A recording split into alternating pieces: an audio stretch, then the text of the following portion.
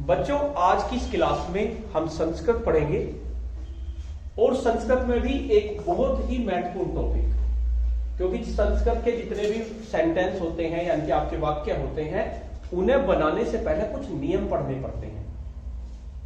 ठीक है, तो आज हम पढ़ेंगे संस्कृत में पुरुष। पुरुष से मतलब है हमारा पुरुषवाचक सर्वनाम, वचन और लिंग। ठीक है, तीन चीज पढ़ेंगे एक साथ। मेनली हम पढ़ेंगे केवल पुरुष ही, उसके साथ साथ मैं तुम्हें वचन भी बता दूंगा और लिंग भी बता दूंगा। तुमने पढ़ा होगा संज्ञा। संज्ञा पढ़ा? संज्ञा तो पढ़ा होगा हिंदी में, यानी किसी का नाम, व्यक्तिवाचक संज्ञा, भाववाचक संज्ञा, उसे संज्ञा कहते हैं। और इसके साथ साथ पढ़ा होगा तुमने सर्वनाम। सर्वनाम का मतलब जो संज्ञा शब्दों के जगह इस्तेमाल करे जावे उन्हें कहते हैं सर्वनाम। जैसे मान लिया कोई लड़की है, वो लड़की अब इस टाइम नहीं है, तो उसकी जगह कहते हैं वह लड़की, वह, तो वो सर्वनाम हो गया। तो इसी तरह से इसमें पुरुषवाचक सर्वनाम जो होते हैं संस्कृत में, ये तीन तरह के होते हैं: प्रथम पुरुष, मध्यम पुरुष और उत्तम पुरुष। इंग्लिश में अगर देखें तो इंग्लिश में भी first person, second person, third person होते हैं, लेकिन थोड़ा सा फर्क हो। यहां जो उत्तम पुरुष है वहां वो फर्स्ट पर्सन है, और जो प्रथम पुरुष है वहां वो थर्ड पर्सन है। इतना फर्क है इंग्लिश में और इसमें। अच्छा, संस्कृत में, हिंदी में तुमने पढ़े होंगे एक वचन और बहुवचन। पढ़े? हिंदी में दो वचन होते हैं, एक वचन और बहुवचन, यही होते हैं। और इंग्लिश, अगर इंग्लिश में पढ़े तो सिंगुलर और प्लूरल, सिंगुलर और प्लूरल, जैसे चाइल्ड और चिल्ड्रन। लेकिन संस्कृत में एक वचन होता है, द्विवचन होता है और बहुवचन होता है। ठीक है, एक वचन, द्विवचन और बहुवचन। अब बात करें लिंग की। लिंग इसमें तीन होते हैं, एक तो पुल्लिंग, एक स्त्रीलिंग और एक नपुंसक लिंग। तीन तरह के लिंग होते हैं जो तुम्हें याद करने हैं। तो संस्कृत में तीन तरह के लिंग हो गए: पुल्लिंग, स्त्रीलिंग और नपुंसक लिंग। इसी तरह से वचन कितने होंगे? तीन होंगे: एक वचन, बहुवचन, एक वचन, द्विवचन और बहुवचन। याद रहेगा। अब बात करते हैं पुरुष की।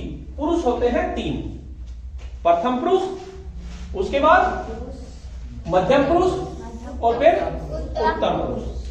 प्रथम पुरुष किसे कहेंगे? जिसका प्रयोग बोलने वाला किसी अन्य व्यक्ति के लिए करें। कोई हमारे सामने नहीं है, मान लीजिए तुम बैठे तो मैं तो तुम्हें तुम ही कहोगे।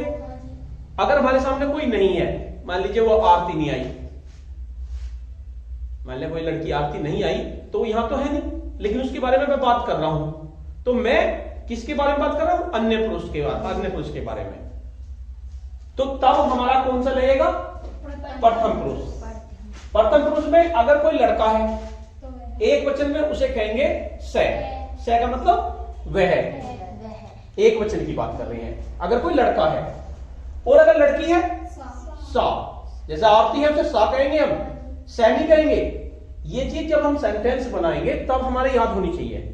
भाई लड़का है, एक लड़के के लिए, एक वचन के लिए हम यूज कर रहे हैं वह की। वह लड़का भी हो सके, लड़की भी हो सके, और कोई नपुंसक लिंग भी हो सके, यानी कोई कुर्सी, मेज, कुछ भी चीज हो सके। तो अगर लड़का है तो से यानी पुल्लिंग है, तो से। स्त्रीलिंग है तो सा, और नपुंसक लिंग है तो तत्। क्या कहेंगे? तत्। याद रहेगा। अब ये तो एक वचन की बात करी। मान लीजिए दो लड़की की बात कर रही है, कोई दो लड़की है, तो दो लड़की या लड़के हैं दो। तो अगर दो लड़के हैं यानी कौन सा है? पुल्लिंग है, तो क्या कहेंगे उसे? तो। क्या कहेंगे? तो। और दो लड़की हैं, ते। और कोई नपुंसक लिंग है तो भी ते। ठीक है, ये बात आ गई द्विवचन की। प्रथम पुरुष की बात कर रहे हैं, यानी किसी अन्य पुरुष के अन्य के बारे में बात करी जा रही है। अच्छा, बहुवचन बहुत सारे हैं। अगर पुल्लिंग है, बहुत सारे लड़के हैं, तो उन्हें कहेंगे ते। बहुत सारी लड़की हैं तो क्या कहेंगे? ता। और बहुत सारे आदमी जो भी नपुंसक लिंग है, तानी। क्या कहेंगे? ते, ता, तानी। यानी जब भी आपके सामने कोई संस्कृत में वाक्य आएगा तो उसमें लिखे होगी ते, ता, तानी। अगर ता नहीं लिख रहा तो इसका मतलब बहुत सारे नपुंसक लिख रहे। ठीक है, ता आ रहा है तो बहुत सारी लड़कियां हैं, ते आ रहा है बहुत सारे लड़के हैं, तो याद रहेगा। तो ये हुआ हमारा प्रथम पुरुष। ठीक है, बहुत ही इंपॉर्टेंट है, अगर तुम्हारे ये याद हो गया तो धीरे धीरे ये चीजें मैं बताता चलूंगा, तभी संस्कृत आएगी, नहीं तो संस्कृत नहीं आने की। मान ले मैंने तुम्हें किताब पढ़ा दी, तुमने रट ली, उसमें कुछ मजा नहीं आने का। भाई कोई भी चीज है उसे पढ़ने से बेहतर है उसे समझ के पढ़ो। अगर तुम समझ के पढ़ोगे तो तुम्हारी समझ में आएगा, आगे तक समझ में आएगा। अन्वंते तानी, क्या तानी का क्या मतलब हो, ते का मतलब क्या हो, रट लोगे, लेकिन ये पता होना चाहिए। अब आती है बात मध्यम पुरुष। इंग्लिश में जो प्रथम पुरुष होता है वहां थर्ड पर्सन होता है, ये भी चीज याद रखना। वहां थर्ड है, यहां पहले नंबर पे है, वहां थर्ड नंबर पे है। दूसरा आता है मध्यम पुरुष। मध्यम पुरुष वहां भी सेकंड नंबर पे है, यहां भी सेकंड नंबर पे ही है। मध्यम पुरुष का होगा तुम, क्या होगा तुम। अब तुम एक लड़का भी हो सके, दो लड़की भी हो सके, तुम्हें भी तुम ही कहूंगा मैं, और तुम सारे को भी तुम ही कहूंगा। मान लीजिए अगर मैं इसे कह रहा हूं तो तुम क्या कर रहे हो, पता तो नहीं चल रहा भाई, इसे तुम कह दिया मैंने, तो तुम क्या कर रहे हो भाई, तो तुम्हें क्या पता चलेगा मैं एक को कह रहा है, दो को। अगर आ रहा है तुम, एक के लिए क्या आएगा तुम। अगर इन दोनों को कह रहा हूं मैं तो युवाम, तुम दोनों। युवाम का मतलब तुम दोनों। और अगर सारों को कह रहा हूं तो यूयम।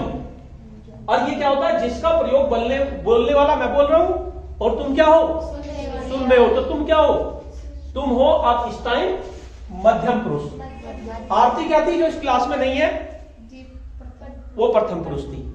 ठीक है भाई, मैं बात कर रहा हूं, या तो मैं तुम्हारे बारे में बात करूंगा, या मैं जो यहां है नहीं उसके बारे में बात करूंगा, या मैं अपने आप में बात करूंगा। मैं ऐसा हूं भाई, मैं बहुत बढ़िया पढ़ाता हूं, और ये और वो, यही तो बात है भाई। तीन ही तरह से बात कर चुके, तो तुम्हारे सामने बात करूं, तुम्हारी बात करूं, या उसकी बात करूं, या अपनी बड़ाई करो जाऊं, है। तो ये मध्यम पुरुष हो गया। तो मध्यम पुरुष त्वम, युवाम, यूयम। ठीक है, अब बात करते हैं उत्तम पुरुष की, यानी कि वहां पर जो फर्स्ट पर्सन था, यहां पर वो थर्ड पर्सन हो गया। उत्तम पुरुष इसका नाम होगा अहम। अहम का मतलब मैं। अगर मेरे साथ एक और खड़ा हो जा, दो खड़े हो जा, आवाम। मैं मास्टर जी खड़े हो जा, आपके मास्टर जी जो हैं, और मैं खड़े हो जा, तब मैं कहूंगा आवाम, हम दोनों। और हम सारे खड़े हो जा, वयम। फिर क्या कहेंगे, हम कर रहे हैं हम अपनी बात, लेकिन जब बहुत सारे हैं तो हम कह रहे हैं वयम। और जब हम दो हैं तो आवाम, और जब एक है तो अहम। तो जब ये हमारे याद हो जाएंगे, जिसका प्रयोग अपने लिए करते हैं। ठीक है, तो तीन तरह के पुरुष हुए, जिन्हें पुरुषवाचक सर्वनाम भी कहेंगे। सर्वनाम का मतलब किसी अन्य संज्ञा शब्दों के इस्तेमाल किए जाते हैं, उन्हें सर्वनाम कहेंगे। ठीक है, और इन्हें नु भी कहते हैं। कोई पहले पुरुष कितने भाई, पुरुष का मतलब कोई आदमी तो है नहीं, तो संस्कृत में तीन पुरुष हैं, प्रथम पुरुष, मध्यम पुरुष, उत्तम पुरुष। मेरे साथ बोलेंगे, प्रथम पुरुष में से, तो, ते। ये किसकी बात है, पुल्लिंग की। सा, ते, ता, तत्, ते, तानी। तो ये हमारा प्रथम पुरुष हो गया। उसके बाद मध्यम पुरुष में आगे त्वम, युवाम, यूयम। उसके बाद उत्तम पुरुष अहम, आवाम, वयम। ठीक है, आगे बात समझ में। अब आपको करना क्या है, एक तो ये याद हो जाएंगे। आप अपनी संस्कृत की किताब उठाइए, और संस्कृत की किताब में क्या करना है आपको, जहां भी तुम्हें ये मिल जा, सा, तत्, तो, ते, ता, तानी, उसे अपनी कॉपी में लिखना है, और उसके सामने लिखना है इसका मतलब क्या है, सह का वह है, इसका, और उसके सामने ये भी लिखना कि पुल्लिंग। अगर सा लिख रहा तो मतलब वह ही है, स्त्रीलिंग। तत् लिख रहा है तो मतलब वह ही है, लेकिन नपुंसक लिंग। वे दोनों लिख लोगे अपनी कॉपी में, 2-3 पेज ढूंढना, उनमें ये शब्द आपको मिलेंगे सेंटेंस में, तब पता चलेगा कहां यूज होते हैं। तो इस तरह से जब हमारे वचन याद हो जाएंगे, लिंग याद हो जाएंगे, और क्या नाम हमारे वचन हो गए, लिंग हो गए, पुरुष हो गए, तो उसके उसके बाद हम क्रिया करेंगे, क्रिया याद करेंगे। जब सब चीज याद हो जाएगी तब हमारे जाके सेंटेंस याद होगा। इसी तरह से रूप है, रूप में जब तुम्हें बताऊंगा बहुत आसान तरीके से बताऊंगा तो याद हो जाएगी। ठीक है, तो आज की क्लास में इतना ही। धन्यवाद।